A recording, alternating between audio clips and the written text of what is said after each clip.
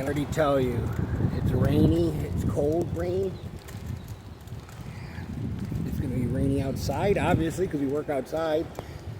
Loading up muddy concrete.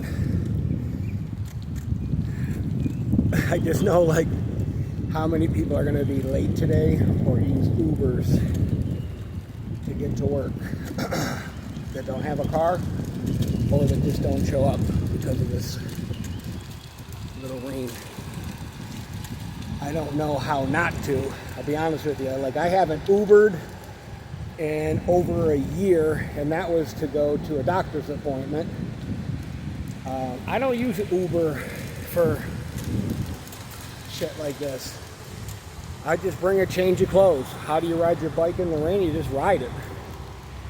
You know, I got my big ass coffee for the group. Took the dog out already. Got some shitty shoes on. I prepared to get miserable today. And I know the sun will come out tomorrow. You can bet your bottom dollar on it, okay?